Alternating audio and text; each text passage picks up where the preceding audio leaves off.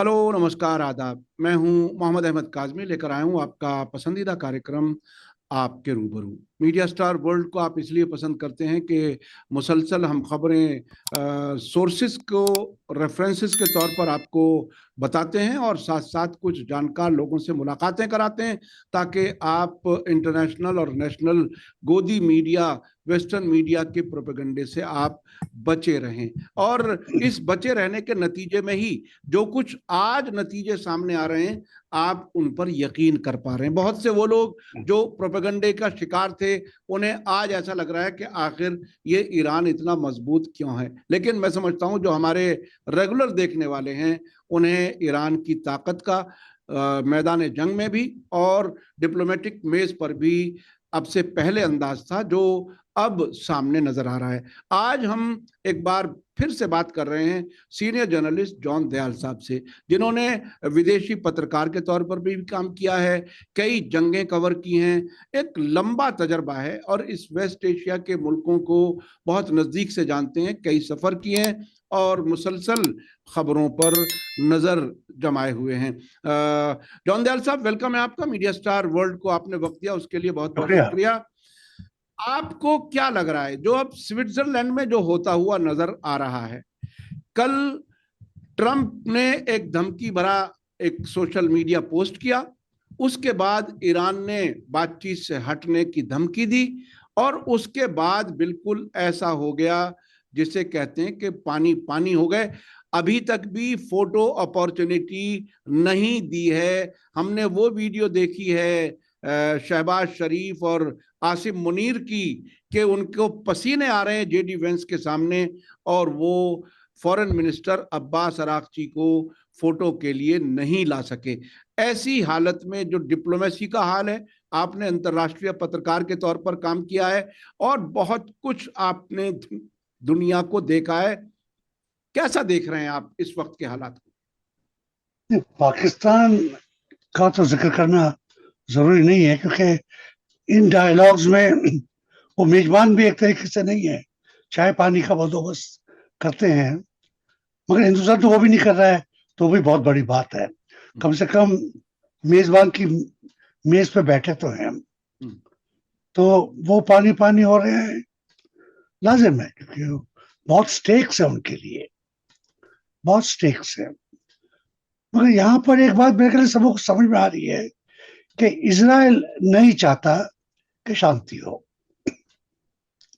जब भी कुछ एक कदम आगे बढ़ता है, इजराइल कुछ ना कुछ जानबूझ के ऐसा करता है कि ईरान को एक्ट करने पर मजबूर हो जाती है।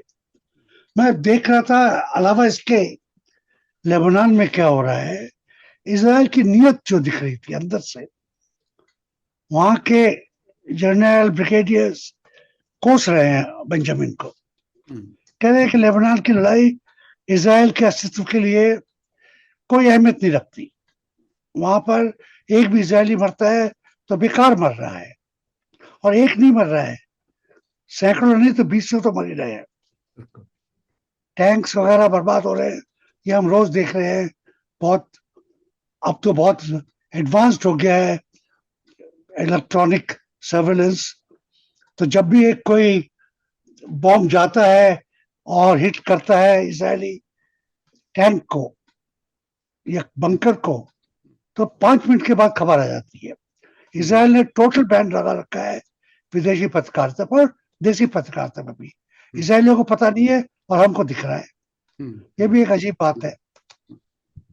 तो इजराइल नहीं चाह रहा है कि किसी भी तरीके से एक भी कदम अमन की तरह, सलामत की तरह, शांति की तरह बढ़े, और वो पूरी कोशिश कर रहा है। और अमेरिका भी जला है, वहां पर क्या कर सकता है। डोनाल्ड ट्रम्प हमेशा हर तीसरे महीने में या दूसरे महीने में बेंजामिन को गाली दे देते हैं, कहते हैं कि मकार है, नहीं चाहता है। मगर अमेरिका में ज़ायनिस्ट लॉबी, मैं उसको यहूदी लॉबी नहीं कहूंगा, क्योंकि अमेरिका में बहुत लोग हैं जो आधे यहूदी है आधे ईसाई हैं, आधे यहूदी आधे कुछ भी नहीं है। यहूदी खून है मगर अपने आप को यहूदी नहीं कहते। तो ऐसी बहुत तादाद है, क्योंकि वर्ल्ड वॉर 2 के बाद बहुत बड़ी तादाद में लोग जाके बसे हैं और हर देश से बसे हैं। ये रशिया से बसे हैं, पोलैंड से, चेकोस्लोवाकिया से, हंगेरी से, जर्मनी से तो बसे बसे हैं, इटली, डेनमार्क, नॉर्वे, जहां जहां से भगाए गए थे वहां पे बसे हुए हैं। वो बहुत लॉबी स्ट्रांग है उनका, चाहे नेतन्याहू को ना भी वो मानते हो, मगर इसराइल के लिए, इसराइल के अस्तित्व के लिए कुछ उनके दिल में हमदर्दी है।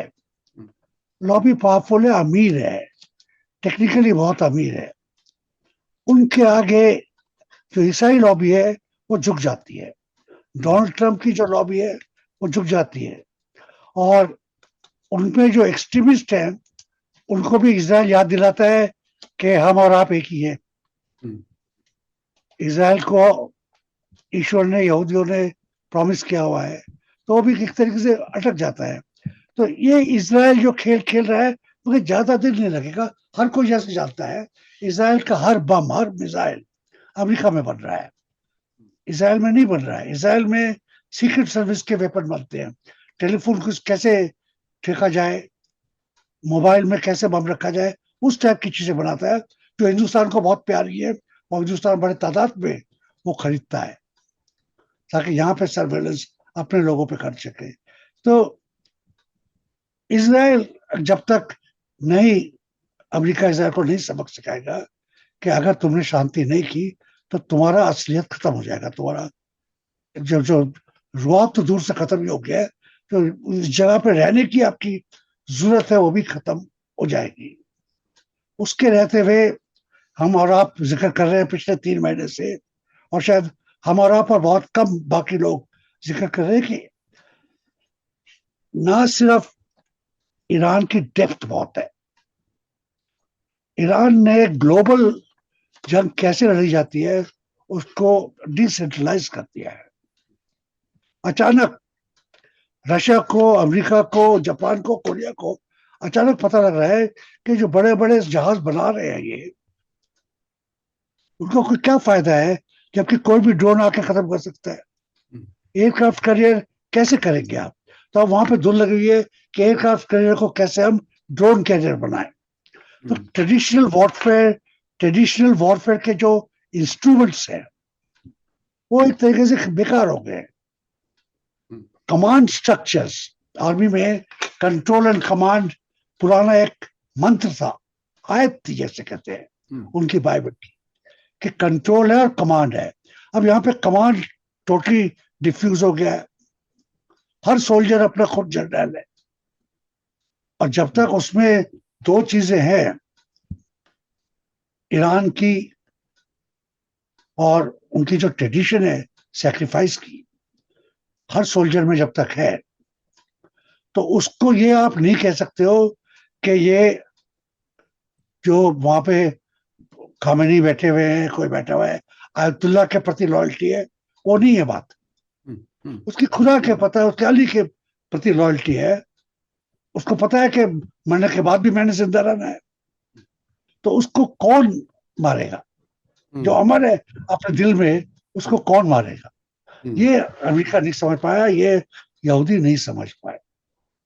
और उसमें वो इतने दिन हो गए, तो हफ्ते भर क्या कुछ घंटों में खत्म कर रहे थे ना, कि हेड ऑफ द स्टेट उन्होंने उड़ा दिया, रजीम चेंज तो हो ही गया, और टेक्निकली तो रजीम चेंज तो हो गया, अब दूसरा चीफ है, तो उससे कुछ फर्क नहीं पड़ा। और जैसे आपकी कॉल, आपके चैनल पे बहुत लोग कह चुके हैं और मैं खुद भी कह चुका हूं, ये ईरान जब तक चाहे लंबा खींच सकता है, जब तक चाहे, जब तक, ये आप कह सकते हैं बड़ी बड़ी बात कहने की है कि अमेरिका के रॉकेट ना खत्म हो जाए, अमेरिका के रॉकेट ना खत्म हो जाए। ये बहुत बड़ी बात है कि ईरान ने उतनी एक तरह से मजबूती दिखाई है, और ऐसी मजबूती के जिसको सुपर पावर समझा जाता था। मैं तो पहले भी, मैं खुद अमेरिका में जब गया तो मैं यही कहता था कि आप क्लेम करते हैं आप सुपर पावर हैं, सुपर पावर तो आपके मन से है कि आप समझें या ना समझें।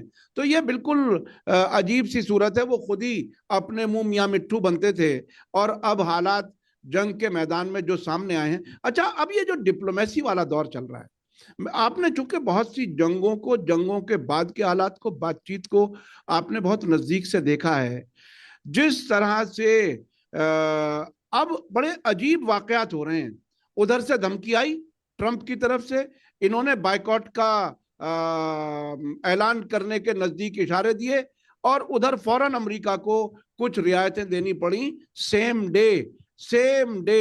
अभी जो ताजा खबर है वो ये है कि अब्बास अरागची ने कहा है कि कुछ फ्रोजन एसेट्स भी रिलीज हो गए। जी, वो कई चीजें हो गई एकदम अचानक कुछ ही घंटों में। तो अब ये जो डिप्लोमेसी चला रहे हैं वो उसे कैसे आप देख रहे हैं?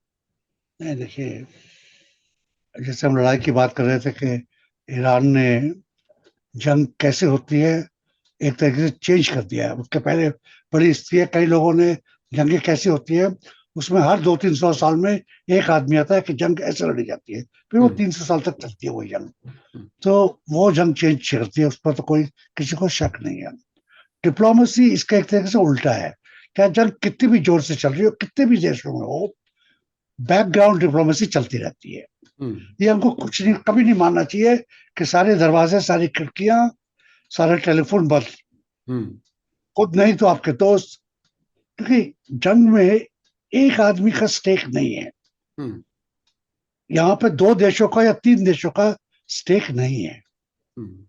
यहाँ पर इमीडिएट वेस्ट एशिया के सारे देशों का स्टेक है, जो ईरान से अब घबराए हुए हैं कि हम इसको ट्रस्ट नहीं कर सकते हम कभी दोबारा। मगर अगर ट्रस्ट नहीं करेंगे तो दुश्मन के पड़ोस में हमेशा रह भी नहीं सकते, ट्रस्ट तो करना ही पड़ेगा कभी।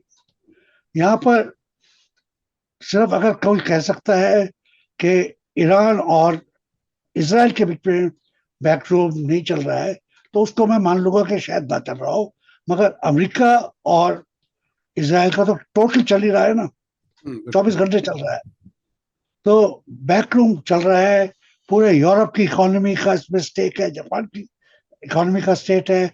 आप ये मान के चलिए कि ए ग्रेड एम्बेसी जो दुनिया की है, Washington, London, Brussels, Switzerland, Moscow, Tokyo, Beijing और सियोल, हर जगह कांटेक्ट हो रहे हैं, हर जगह। हिंदुस्तान में यूं नहीं हो रहे हैं कि इसने अपने आप को एक तरीके से पेंट कर लिया है कि हम बढ़ ही नहीं पा रहे, कुछ करना मांगे तब भी कुछ नहीं कर रहे, तमाशा देख रहे हैं हम। तो हर जगह चल रही है, हर एक की इकोनॉमी करी हुई है, हर एक प्रेशर मार रहा है, हर एक कोशिश कर रहा है, जिसका एक विजिबल सिंबल स्विट्जरलैंड में है। वैंस वहां पर है। वैंस अब एक तरीके से सिर्फ एक्सपर्ट ही नहीं हो गए हैं, अपने आप को उन्होंने प्रेजेंट कर दिया है अगले प्रेसिडेंट के लिए। और उनकी बीवी और वो दोनों दुआ मांग रहे होंगे कि कब ये जाए और कब हम प्रेसिडेंट बने। तो वो दुआ भी ईरान के हक में होगी, ये मैं कह रहा हूँ।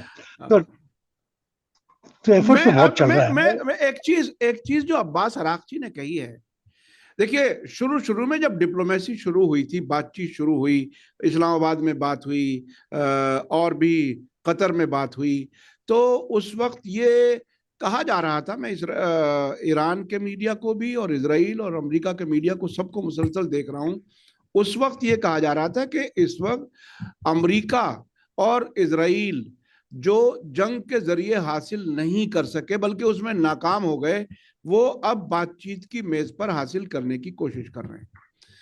अब उसका बिल्कुल दूसरा बदला हुआ रूप सामने आया कल, जिसमें अब्बास अरागची ने कहा कि जो चीज आप फौजी कार्रवाई से नहीं हासिल कर सके वो हम आपको बातचीत की मेज पर भी हासिल नहीं होने देंगे। तो ये एक बहुत बड़ा स्टेटमेंट है।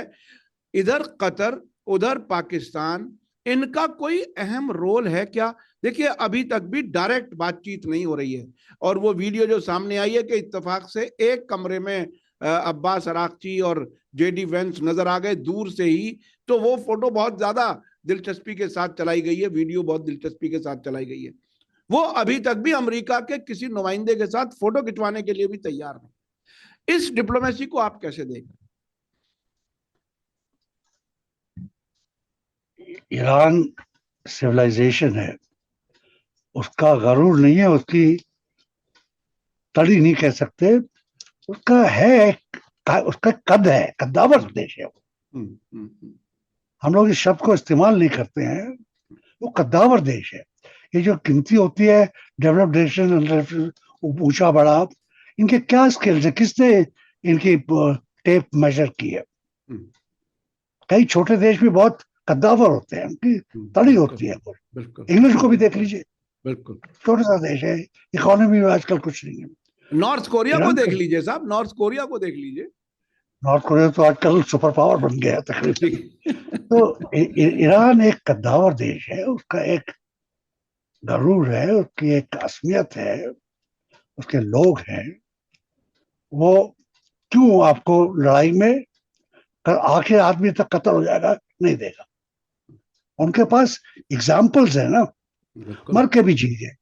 बिल्कुल बिल्कुल बिल्कुल। फॉरेन सैक्रिफाइसेस कितना अहमियत रख रही हैं अभी भी लोगों को, सिर्फ ईरान में नहीं, हिंदुस्तान में, पूरी दुनिया में। और सिर्फ मुसलमानों को नहीं, हिंदुओं को, ईसाइयों को, एक मार्टर का तो एक रोल है ना। बिल्कुल मार्टर का क्या धर्म है? सब धर्मों के लिए वो एक है। आप करबला की बात करेंगे तो सब देशों के लिए वो एक बात है। तो इसको, ये जो चीजें हैं, इसमें क्यों वो हारेगा? बल्कि हर बारी वो टेढ़ी उंगली से कुछ ना कुछ उगड़वा ही लेता है। $7 बिलियन रिलीज करा दिए, कहीं और से कुछ और असेट्स रिलीज करा दिए। असेट्स गलती से या गैर कानूनी ढंग से पकड़े गए थे, वो बात अलग है, मगर चोर के मुट्ठी से छीन लिया आपने, बड़ी बात है भी। उनका काम लेंगे और ड्रोन बनेंगे, खाना लोगों को और मिलेगा। तो ये तो हो ही गया है। मगर अभी जो निगोशिएशंस हैं, उसमें ऊंचा हाथ ईरान का है। मॉरल की बात नहीं कर रहा हूं, मॉरल हाथ तो बहुत दूर की बात है, बहुत बड़ी बात है। फिजिकल हाथ, क्योंकि जो बंदूकें, जो तोपे, बंदूकें तो नहीं, जो तोपे गल्फ के उस स्टेट पर हैं, कहाँ छुपी हुई हैं, कहाँ से मार कर रही हैं? उनको बम से तो नहीं हटा सकते आप लोग। पहाड़ों के अंदर सुरंगों में से आती हैं नावें, कहाँ से आ जाती है छोटी छोटी। कोई जहाज वहां पे सेफ नहीं है एक तरीके से देखा जाए तो ये अभी जो ये हथियार आ रहे हैं सब, ये आपसे चूंकि कई हफ्ते के बाद बात हो रही है, हिजबुल्ला एक ड्रोन है जिसको FPV ड्रोन कहा जाता है, फर्स्ट पर्सन व्यू, और उसमें पायलट जो है वो दूर से बैठ करके बिल्कुल टारगेटेड हमले कर रहा है, और उसकी कीमत बताई जा रही है महज $300। यानी जितने का आपके हाथ में स्मार्ट फोन है, तकरीबन उस कीमत के ड्रोन से वो खत्म कर रहा है उनका आयरन डोम, वो खत्म कर रहा है मरकावा, बहुत से फौजियों को मार रहा है। इसी अब ईरान की तरफ से ये कहा जा रहा है कि अभी बहुत छोटा हिस्सा हथियार का सामने आया है, ईरान का भी और हिजबुल्लाह का भी। तो ये जो ताकत ईरान ने दिखाई है और ईरान के साथ एक्सिस ऑफ रेजिस्टेंस में, अब इस जंग के नतीजे में ये तो तय हो गया कि ये फौजी तौर पर काफी मजबूत हैं, इनको पीछे हटाना नामुमकिन हो गया है। अब हॉर्मुज ईरान के हाथ में है। अरब मुल्कों में अमरीकी फौजी अड्डे तबाह किए जा चुके हैं, और इस बातचीत के दौरान अमेरिका की तरफ से एक बार भी ये आवाज नहीं उठी है कि हमें अपने फौजी अड्डे दोबारा बनाने की इजाजत दी जाए या उसके लिए उस पर भी कोई बात हो। तो आप आने वाले फ्यूचर में क्या देख रहे हैं? ये जो अरब मुल्कों का हाल है, ये कहाँ जाएंगे? नतीजा क्या होगा इसका आगे बढ़ करके? ये जो आपने टेक्नोलॉजी की बात की है ना, इसको मेरे को पर्सनल तजुर्बा है। दूसरी अजीब बात है, मेरा रिश्तेदार है, नेव्यू है मेरा भांजा, वो अमेरिका के नागरिक हैं बहुत सालों से, 40 साल से। तो वो इंजीनियर था, वो एक्चुअली एग्जैक्टली यही काम करता था। कहाँ उसका बेस था मेरे को पता नहीं। वो कहता हम अपने बेस पर जाते हैं, एक कंसोल के सामने बैठते हैं, जैसे हम ही पायलट हैं और हम है पायलट, और उसको, प्लेन को हम ऐसे फ्लाई करते हैं जैसे पर्सनली फ्लाई कर रहे हो, और उसकी टारगेटिंग करते हैं। ये आज से 20 साल पहले की बात है,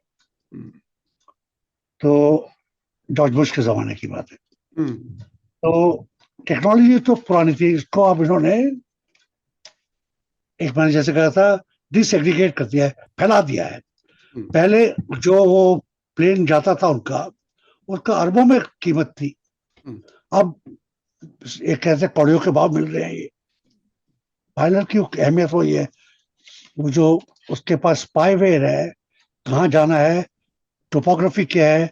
और ये तो उसके पड़ोस की टोपोग्राफी है लेबनान की। हम्म, इसराइल लेबनान तो पड़ोस में है ना, कोई बिल्कुल। चाइना में थोड़ी बैठे हुए हैं ये, पड़ोस की है। तो आप छत पे खड़ा जाइए तो आपको टोपोग्राफी दिख जाती है कि हम्म, कहाँ पे वादी है, कहाँ पे पहाड़ है। हम्म, तो मैंने खुद इसको बताया था मैं भी आपको शो से पहले, कि मैं रात को यही देखता हूँ। हम्म, एक चैनल है, ये आपने एक कहा कि पायलट की नजर से वो देखते हैं, हम्म, दो पायलट की नजर से देखते हैं वो।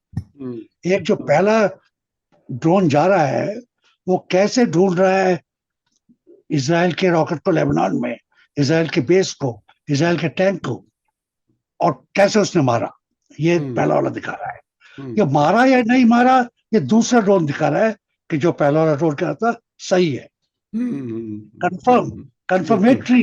एक ड्रोन उसके पीछे चल रहा है। कंफर्मेटरी ड्रोन के लिए अलग टारगेट भी है। वो हाँ। पहले ड्रोन के हिट को कंफर्म करके अपने टारगेट के ऊपर जाता है। उसके हम्म, टारगेट को कंफर्म करने के लिए तीसरा चलता है। लेबनान के नॉर्थ लेबनान में जहाँ पे ये लोग हैं, वहां पे उन्होंने जाली लगाई है, आप हम्म, कबूतर वाली, कबूतर से बचने के लिए हमारी गैलरीज में जाली होती है ना। अभी इसराइल इस मौके पर आ गया है कि अरबों रुपए का इक्विपमेंट है और उसको $5 की जाली से बचाने की कोशिश कर रहा है ताकि ड्रोन उसमें फंस जाए। झाड़ियां लगा रहा है काट के कि हमारा टैंक बच जाए। अब ये तो शर्म की बात होगी फौज के लिए, जी मेरा ख्याल। जी जी। ये बिल्कुल ऐसी बात हो गई जैसे हमारे मोदी जी ने कहा था कि बादल आए हुए हैं मार दो। यानी इतनी एडवांस इतनी एडवांस साइंस की तरक्की के बाद भी जब इस किस्म की बात करने लगे तो जरूर उसमें घबराहट है।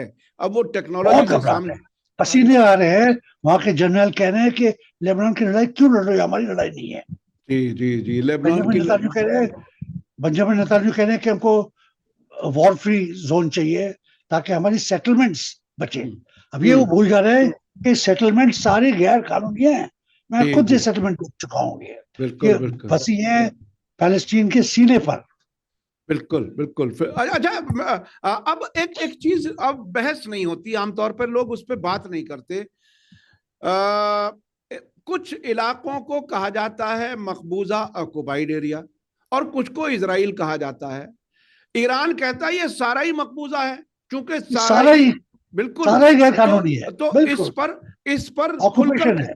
के बहस होनी चाहिए कि आप एक हिस्से को कह दें कि कानूनी तौर पर आप ठीक हैं और बाकी को कहें, तो यह भी एक बड़ी बेईमानी रही है। एक दूसरी बड़ी बेईमानी इंटरनेशनल पॉलिटिक्स में यह रही है फिलिस्तीन के मामले में कि यासर अराफात के साथ फोटो खिंचवा लो तो फिलिस्तीन के हमदर्द हो जाओ, अबू माजन के साथ, महमूद अब्बास के साथ फोटो खिंचवा लो तो फिलिस्तीन के हमदर्द हो जाओ। ये वो लोग हैं जिनके इजराइल से सिक्योरिटी अरेंजमेंट्स हैं। ये वो लोग हैं जो फिलिस्तीनियों को अरेस्ट करके इजरायलियों के हाथ देते हैं, तो इनके साथ भी खड़े होकर कहां प्रो पैलेस्टाइन हुए। तो ये जो अजीब सी पूरी दुनिया की सियासत में ये खेल हुआ है, इसे आप कैसे देखते हैं? यहाँ पे आपने मेरे को फंसा दिया, क्योंकि मैं भी हम्म, पैलेस्टीन के एम्बेसडर हिंदुस्तान में है, उनसे मिलता हूँ। हम्म, उनके साथ नकबा के सालगिरह में शरीक होता हूँ, भाषण देता हूँ। क्योंकि कई देशों में वही है, मगर आज से 30-40 साल पहले ऐसा नहीं करता था ना मैं। हम्म, 30 साल 40 साल पहले मैं जो वाकई हाथ में बंदूक लिए लड़ रहे थे, हम्म, उनसे मेरा राब्ता था। हम्म, हम्म, आजकल हिंदुस्तान की वजह से, पासपोर्ट्स की वजह से जाएंगे भी आप तो जॉर्डन के थ्रू जाना पड़ता है। बिल्कुल। तो ये नहीं है कि आप दमास्कस गए, गाड़ी में बैठे, बेक्का वैली क्रॉस की और घुस गए। हम्म, हम्म, हम्म, हाँ, वो जमाना भी था बिल्कुल। जब हम भी फाख्ता उड़ाया करते थे, मगर अब वो जमाना नहीं है। तो राब्ता अब है इलेक्ट्रॉनिकली। हाँ, सही। मगर मगर दिल में तो जो पुराने दोस्त हैं उन्हीं के लिए है जो हाँ। मर रहे हैं। कल मैं एक देख रहा था, बड़ा राइट विंग औरत थी, मगर वो भी कह रही थी कि क्यों आपने बच्चे मारे। हम्म, और जो यहाँ पे मिलिट्री एक्सपर्ट था वो कह रहा था हमने बच्चे नहीं मारे हैं, हमने अटैक किया बेस पर, बच्चे मर गए, मारे नहीं मर गए। अब वो कहती शर्म नहीं आता आपको ये कहने में? अच्छा, मेरा तो एक ऑब्जर्वेशन है, माफ कीजिएगा मैं बीच में रोक रहा हूं आपको। जो फिलिस्तीनी अथॉरिटी की एम्बेसीज हैं जहां भी हैं दुनिया भर में, वहां की हर एक्टिविटी को इजरायली बिल्कुल नजदीक से वॉच करते हैं। उनका एम्बेसडर किससे मिलता है, किससे नहीं मिलता, वो इंफॉर्मेशन पहले इजरायली एम्बेसी को मालूम होती है। बिल्कुल इसी तरह जैसे अमेरिकी एम्बेसी दुनिया भर में जहां जहां भी हैं, और जहां इजरायली एम्बेसी नहीं है वहां भी इजरायली लोग अमेरिकन एम्बेसीज में हैं और वो इजरायली इंटरेस्ट के लिए काम कर रहे हैं। और अब तो हालत ये हो गई है कि पेंटागन ने एक हफ्ते पहले इजराइल का खतरा अमेरिका को क्रिटिकल लेवल पर बताया है। तो इस हालत में मेरे ख्याल से कुछ सच्चाइयां बताई जाएं लोगों को, क्योंकि ये जो मुझे एक साहब मिले, उन्होंने कहा कि साहब फिलिस्तीनी एम्बेसडर से मैं मिला हूं, तो मैंने कहा साहब वो तो इजराइल की गुड बुक में वाले लोग हैं, उनसे मिलके आपको क्या फिलिस्तीन की हमदर्दी हो जाएगी। मेरे ख्याल से आम लोगों तक सोशल मीडिया के जरिए चीजें पहुंचनी चाहिए। नहीं, सोशल मीडिया की तो पहुंचनी चाहिए, हाँ। मगर जैसे मैंने कहा था कि डायलॉग चलता रहता है। जी जी। इनको इनके मुंह पर गाली देने से हमारा कोई बड़ा फायदा नहीं होगा। कुछ बातें, मगर ये तो आपको बात ठीक है, इनके घर में जब जाते हैं, इनके एम्बेसी में जब जाते हैं, तो हमारी एक फोटो तो एक आईवी के पास चली जाती है, एक इसराइल के पास चली जाती है, मगर हमको दोनों से कोई डर नहीं लगता, वो तो हम मान के चल रहे हैं। मगर तब भी कुछ रास्ता तो रखना पड़ता है, जब तक हमको ये समझ में ना आ जाए कि शायद हम किसी और से भी मिल सकते हैं। यहाँ पे अब कोई लड़का रेफ्यूजी यूनिवर्सिटी का नहीं है, ना लाजपत नगर में, ना और कोई इलाके में। अगर हम पूछे भी कोई गार्जियन है यहाँ पर, तो शायद 30 दिन बाद बताएंगे। बिल्कुल बिल्कुल बिल्कुल, जब तक जरूरत नहीं रहेगी। बिल्कुल ये नाजुकता है, मगर हमको बहुत शर्म आती है, तभी हम गाली देते हैं अपनी गवर्नमेंट को। जी जी जी जी, अंग्रेजी में गाली देते हैं, क्योंकि हिंदुस्तानी में गाली देना खतरे के नाम। आजकल तो वैसे भी गालियों का सीजन है। ट्रंप ने जो नेतन्याहू को एफ से शुरू होने वाली गाली दी, वो बहुत चर्चा में है, बहुत चर्चा में है। अच्छा, मैं थोड़ा सा अरब मुल्कों का फ्यूचर समझना चाहता हूँ। आप, ये तो खैर थोड़ी हंसी मजाक की बात भी हो गई और उसमें इंफॉर्मेशन भी लोगों को पहुंच गई। क्या लगता है फ्यूचर अरब मुल्कों का क्या है? देखिए, अरब मुल्कों को बहुत समझ जाना चाहिए कि नदी में रहना है तो मगरमच्छ से बैर नहीं करना चाहिए। इजराइल को भी ये समझ देना चाहिए कि अमेरिका की पॉलिटिक्स है। अल्टीमेटली जर्मनी अमेरिका का दोस्त नहीं था क्या? जर्मनी से निगोशिएट, हिटलर से आखिर तक निगोशिएट नहीं करता था इंग्लैंड और अमेरिका, आखिर तक, क्योंकि उनकी निगाह में स्लेविक लोग, ईस्ट यूरोपियन लोग जानवर थे, काले आदमी जानवर थे।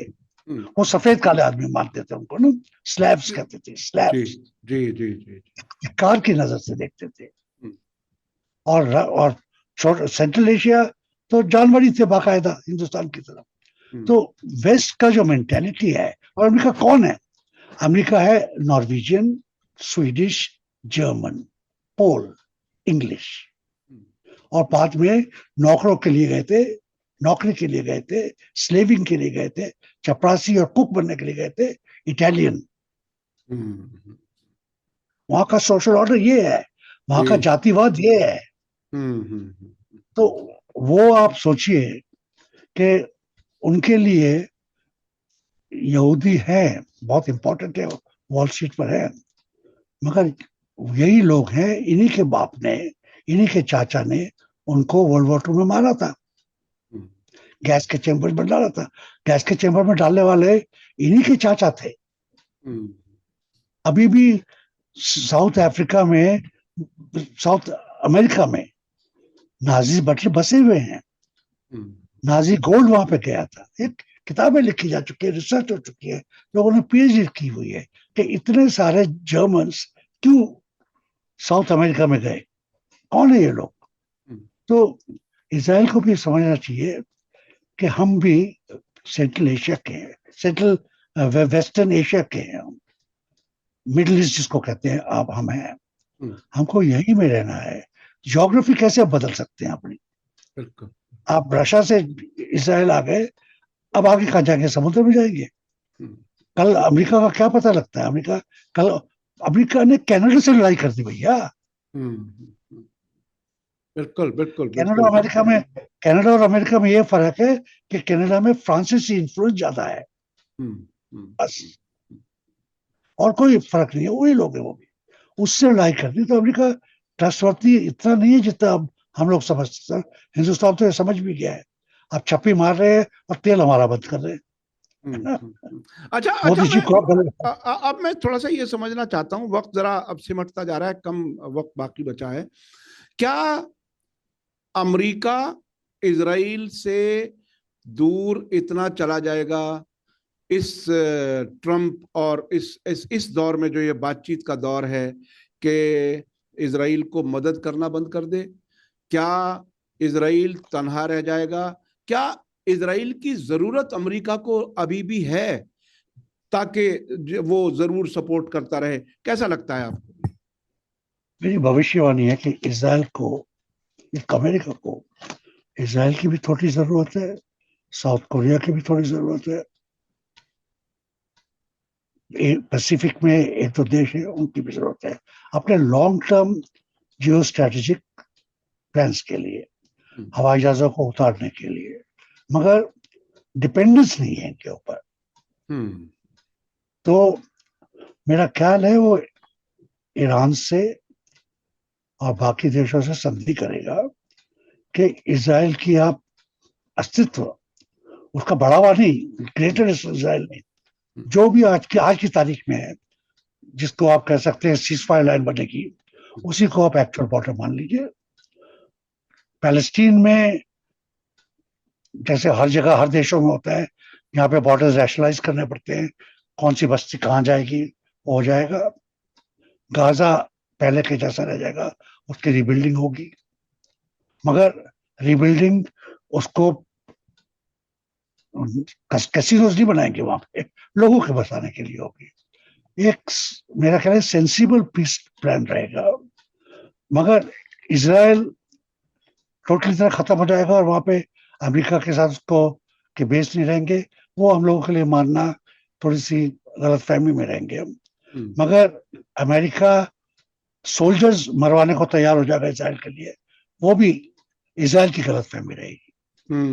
यानी गलत फहमी में नहीं रहना चाहिए, हालात को उसी तरह से समझना चाहिए, उसी एक रैशनल रह करके हमें समझना चाहिए। मगर जो अरेबिक स्पीकिंग देश है, उनको ये समझना पड़ेगा कि आपको ईरान के खिलाफ अपनी सरजमीन से कुछ नहीं करवाने की जरूरत नहीं होनी चाहिए। जी जी जी, ईरान के खिलाफ अपनी जमीन का इस्तेमाल ना होने दें अरब मुल्क। बिल्कुल आखिर में, भारत की फॉरेन पॉलिसी में कोई सुधार आप देख रहे हैं? क्या होने वाला है?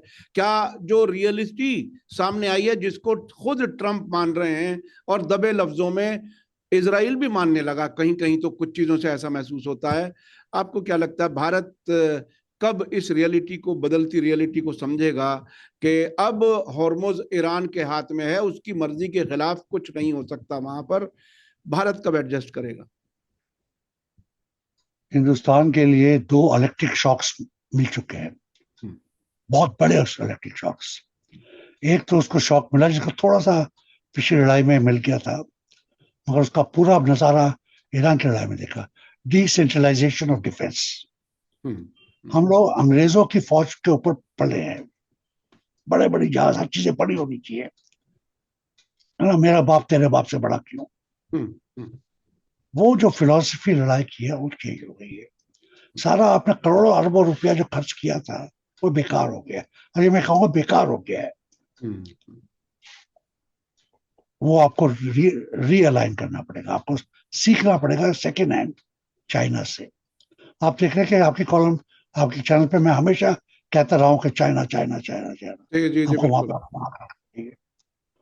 वहां से सीखना पड़ेगा। तीसरा, हमारी जो तेल की जरूरत है हम खुद पैदा नहीं करते हैं, मगर हमने अपने आप को तेल पे इतना मजबूर कर दिया है कि हमने जहां से मिल रहा है वहां से ले रहे हैं, रशिया से ले रहे हैं, वेस्ट एशिया से तो ले रहे थे, अमेरिका से ले रहे हैं, अब हम लैटिन अमेरिका से लेंगे। फिर हमको चाइना देखना चाहिए।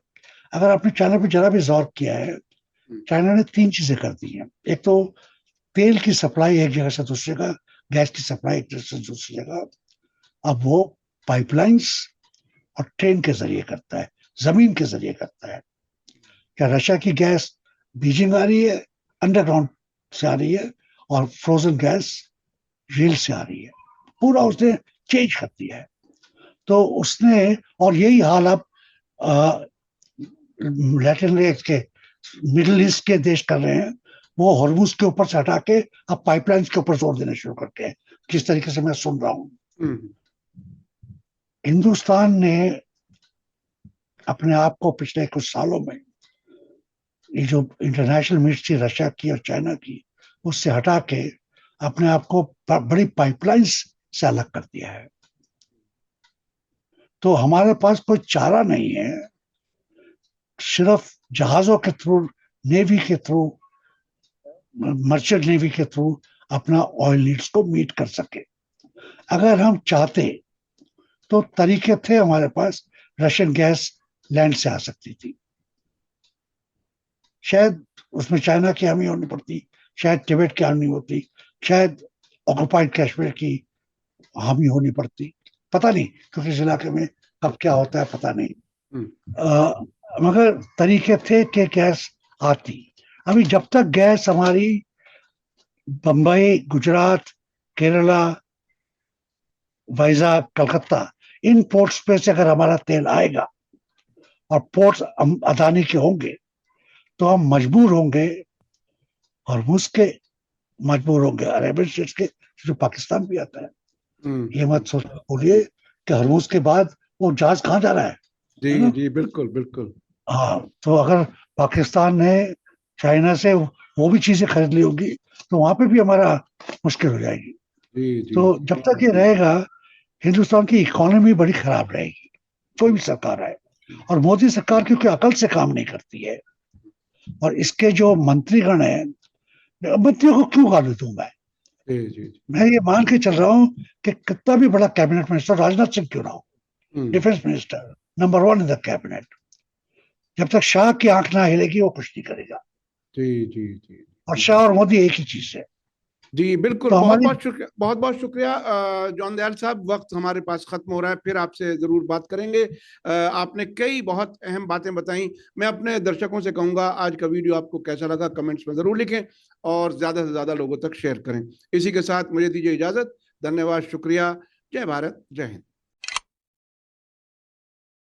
हमारे चैनल मीडिया स्टार वर्ल्ड को सब्सक्राइब कीजिए और बेल आइकॉन दबाइए, ताकि हमारी हर नई वीडियो का नोटिफिकेशन आपको सीधे मिलता रहे। अगर आपको हमारी खबरें पसंद आती हैं तो उन्हें अपने व्हाट्सएप, इंस्टाग्राम, फेसबुक और ट्विटर अकाउंट्स पर शेयर करना ना भूलिए, ताकि और लोग